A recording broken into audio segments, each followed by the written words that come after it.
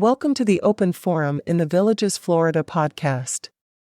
In this show, we talk to leaders in the community, leaders of clubs, and interesting folks who live here in the Villages, to give perspectives of what is happening here in the Villages, Florida.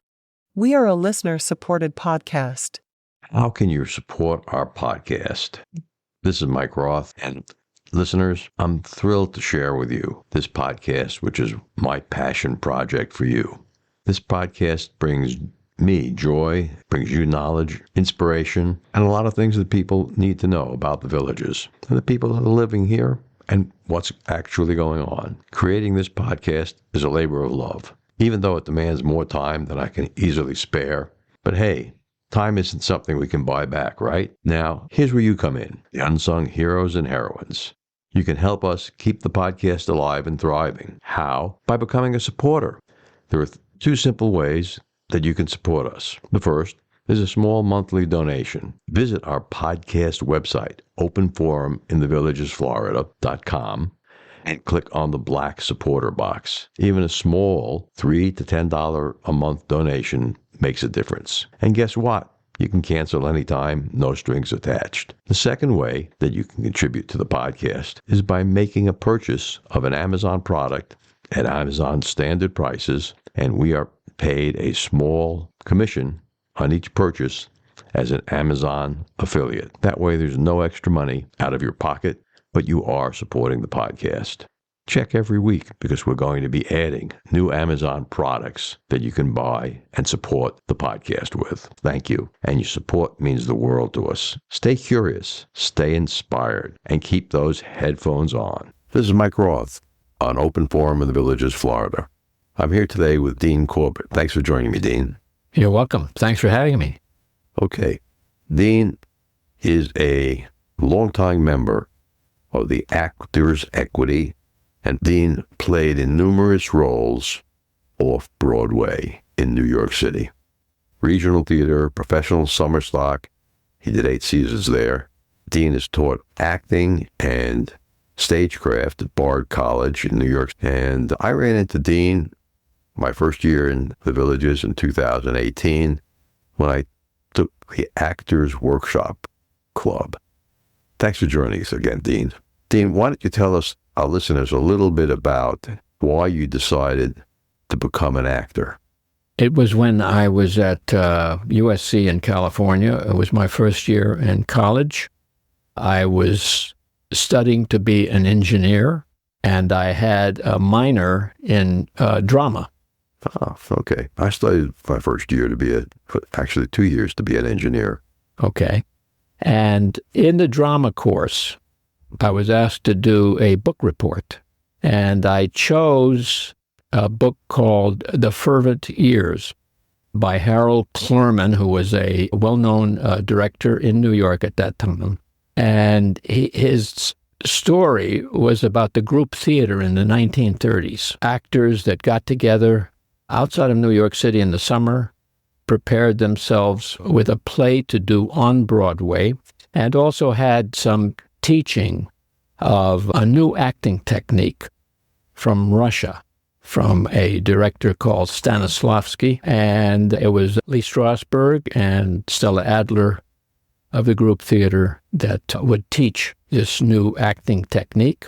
Anyway, I gave this report, and from that on, I decided to become an actor. So, Dean, you learned acting, started to learn acting as a minor subject at UCLA.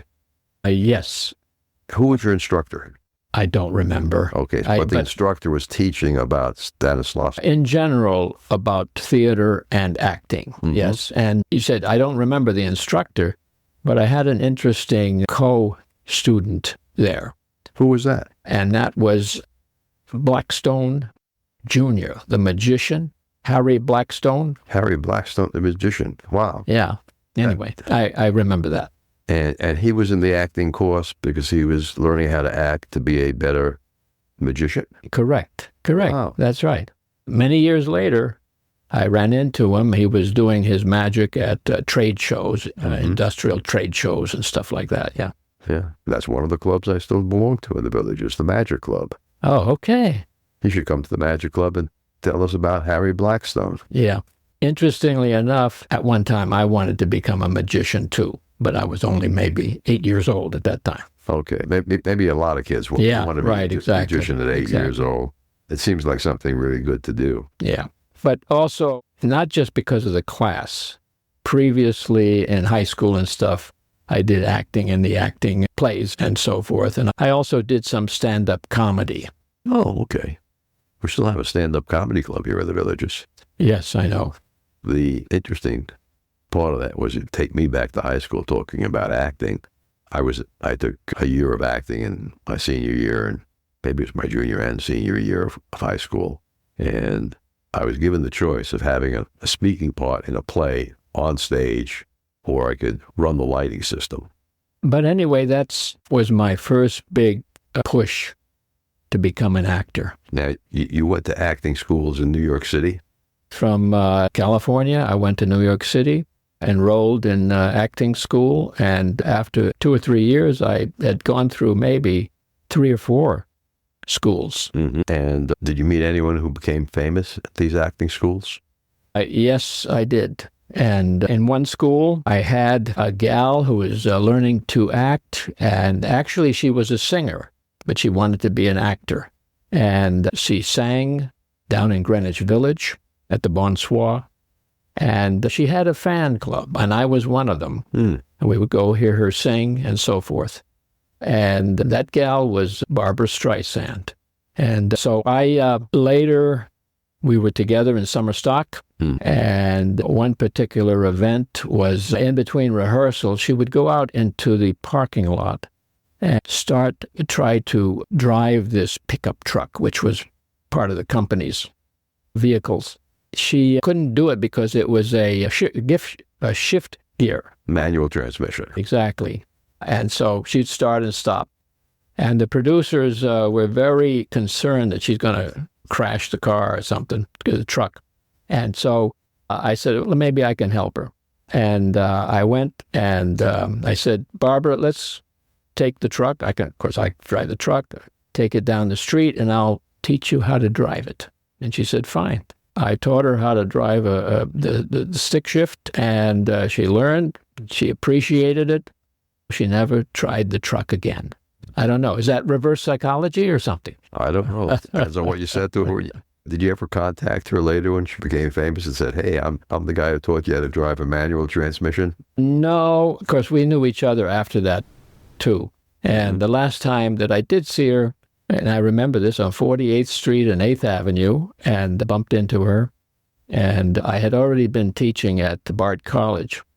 And she mentioned to me, boy, Dean, that's the most money you've probably ever made teaching at the college. I said, yes. But later on, I thought, no, that was wrong. I made more money working for UPS. In those days, actors didn't get a lot of money. When I moved to L.A., I remember this. We went out to buy a washer-dryer refrigerator for a new condo that we bought. And the salesman was very good. He upsold me on a lot of stuff. And I was happy with what I bought. I said, we'll be back to see you when we need more. They said, no, you won't. I said, what do you mean? He says, I just took a job as a writer for the Gong Show. There were always... Yep. For the 15 years I spent in L.A., there were always celebrities that you ran into, and would-bes who were the waiters and waitresses at Marie Callender. Yeah. Okay. Yeah. Do you have any other particular memories that you had from the acting schools in New York City? Yeah. You mentioned famous people. That same school where Barbra Streisand and I went, I didn't really have the total amount of money to pay for the tuition. But the registrar said, you can work for us part-time as a janitor. Okay. I said, great. He said, of course, you're going to have to share the duties with the other janitor and figure out your schedule and all of that. His name is Dustin Hoffman. Yeah. And later on, also in the Summer Stock Theater, I was in a play with him and pretty much bumped into him until he got his part in The Graduate. Yeah, that was a great part. Yeah. Now, I'm going to fast forward for you to when you got here to the Villages. Sure. And get the idea to teach acting classes to non-actors here in the Villages. Okay. So this is with the Enrichment Academy. Oh, so that's where it started? Yeah. The classes that I first started, the Actor Studio Acting Lab, that was to anybody that you could be already an actor, and I would just help carry you along if I could. How long did that go on that you were teaching it? That was 10 years. And the reason it's called the Actors Studio Acting Class is because I was a member of the Actors Studio in New York with Lee Strasberg, who, of course, was my teacher, and that was the person I had read about and gave a report in college. So that must have been thrilling by itself. Oh, yeah. And so anyway, did the Actor Studio Acting Lab here, and thinking about a course to give at the Enrichment Academy, I had an old friend in New York, an actor, director, and he taught acting for non-actors at the Learning Annex in New York. Taught for 30 years, acting. But I never knew his curriculum. But anyway, that's what I started thinking about for the academy. And so I came up with acting classes for non-actors with my own curriculum. And how long ago did you start that? Oh, it's been a couple of years at least. Okay. Are you going forward with those courses? Oh, yeah, absolutely. So when is the next course in the Enrichment Academy? It'll be in the fall. In the fall. And the course is 6 weeks, and it's a crash course in acting, because it goes all the way from the Greeks up through Stanislavski, who I mentioned, and also includes voice, speech, memorization, and other acting techniques. Good. And about how many people have come through those classes? My maximum is 20, which I've had a few times. And I would say an average of 15. Do people get homework in your classes? They have scenes and monologues that they study and so forth. They don't have to memorize it for this class, just to come in and do it with the script. So it's like a 101. Yeah, exactly. 101. Okay. Yeah. Are you ever going to do like a 201 or a 301 class? I have, and unfortunately I didn't get the minimum of students. And that's one where we get together and study techniques and so forth, and we end up with a showcase, a one-night showcase for those actors in that class, and they perform for an audience. Oh, yeah. I think I went to one of your showcases. Oh, yeah. That's right. It was very good. Okay. Let's take a short break and listen to an Alzheimer's tip. Dr. Craig Curtis. Dr. Curtis, what can someone do if they know that they have Alzheimer's that runs in their family? There's a lot that they can do. Published actually in the Journal of the American Medical Association in February of 2024, so this month. This was a study done primarily at Rush University in Chicago, looking at those with brain amyloid. So those people that already have amyloid, can a healthy lifestyle protect them from developing dementia? And the answer was yes, by following these five healthy habits that were tracked. And those were: they did not smoke, they did moderate exercise for at least 150 minutes a week, they kept their alcohol consumption diet, and they used autopsies. They actually used approximately 530 autopsies to prove that those that followed those healthy lifestyle habits or had those healthy lifestyle habits actually had less amyloid. It correlated. Those had less amyloid in their brain. With over 20 years of experience studying brain health, Dr. Curtis's goal is to educate the Villages community on how to live a longer, healthier life. To learn more, visit his website, craigcurtismd.com, or call 352-500-5252 to attend a free seminar. I'm back with Dean Corbett, and we're talking about acting here in the Villages. Dean, in the Villages, why don't you tell us about some of the productions that you've actually produced for a live audience? Yeah, okay. 10 years with the Actors Studio Acting Lab, which I transformed into the Actors Theater Lab for performances. And we did various performances including improv, but this is improv for theater, not comedy improv. Oh, yeah. I remember. That was a long-form improv. Correct. And with that, I know we did a one-act play, a Pinter play, And then after that, we did, which I wrote and directed, was a play called The Honeymooners Meet the Twilight Zone. And that's the comedy where the honeymooners, Alice and Ralph Cramden, because of the TV waves in the air, mixed with the TV waves of the show, The Twilight Zone. So now they were mixed up with a couple of Twilight episodes, one with heat coming into their apartment in New York. And also, oddly enough, Rod Serling appears to help the situation and clear things up. That's the premise of the show. Okay. How long ago did you do it? Oh, that was about 5 years ago. 5 years ago. And then after that, we did a show called another improv, 1.5 hour, called Murder by Improv. Oh, I remember that one. Yeah, and that did well. That was the show where every night there was a different perpetrator? Correct, because the detective in the show, we had to wait, and the actor, of course, he decided who did it. We didn't know.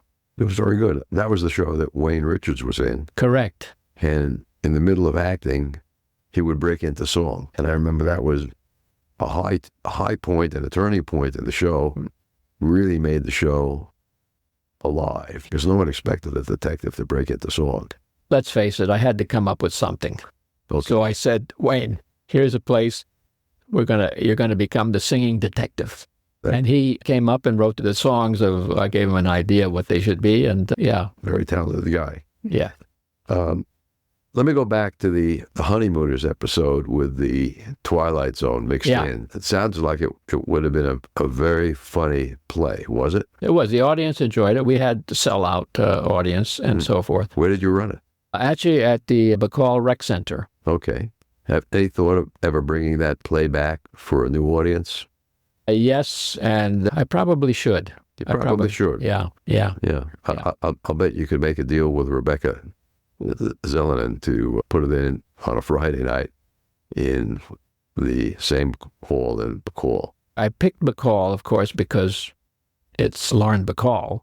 And, of course, they have that statue of Humphrey there. The first week I was in one of your acting classes there. Yeah. I had someone else take a picture of me with that statue. And, of course, the theme, of course, is theater and movies. A lot of really good photographs in Bacall. Do you ever feel homesick for New York? When we first got here, and that was in 2003, I thought I would become homesick. But what happened? About a year later, they built Barnes & Noble.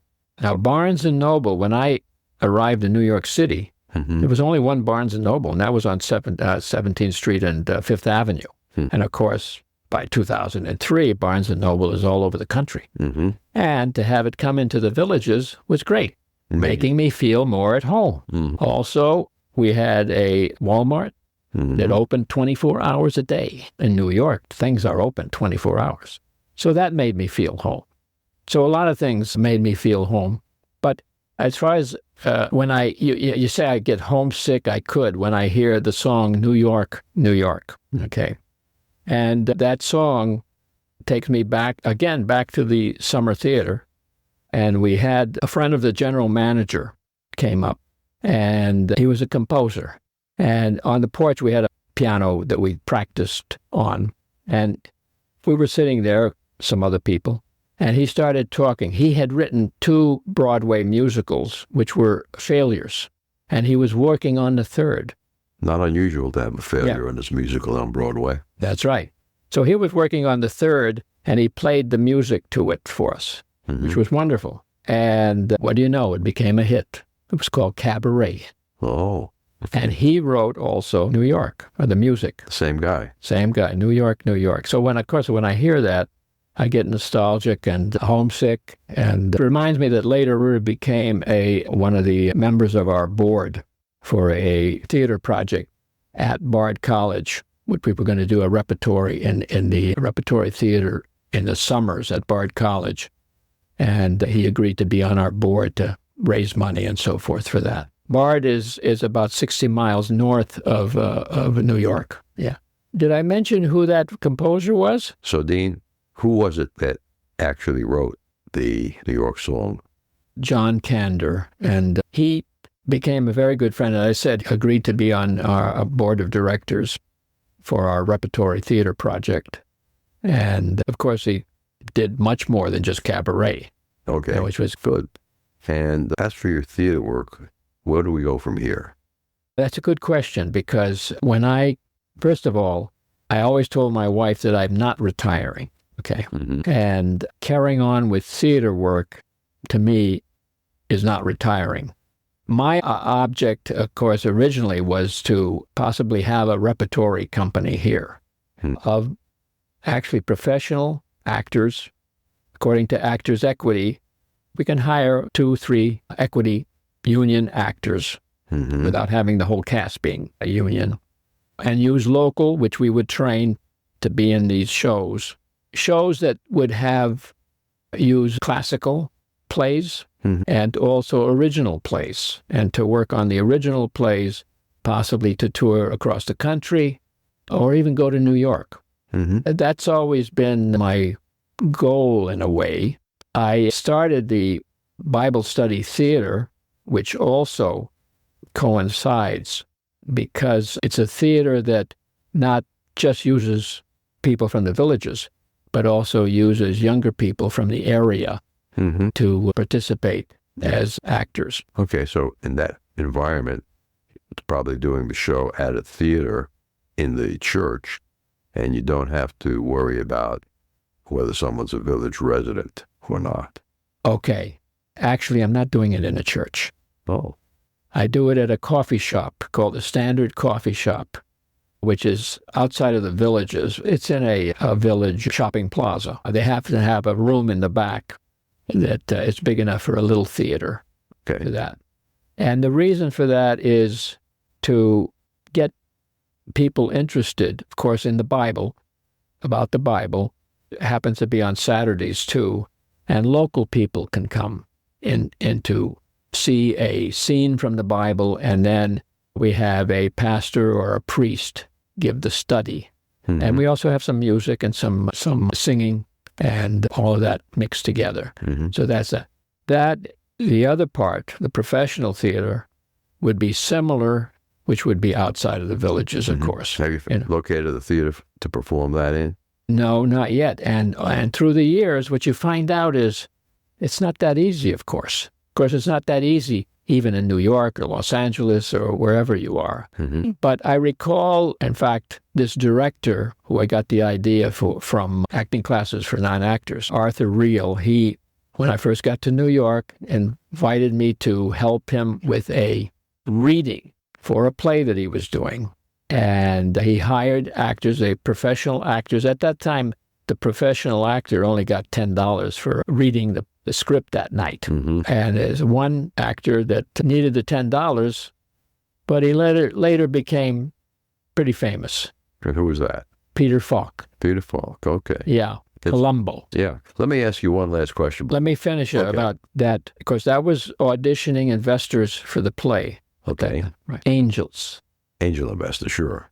So that's what I need here, are angels to invest in a theater company. How much do you think that would cost? Did you do a budget?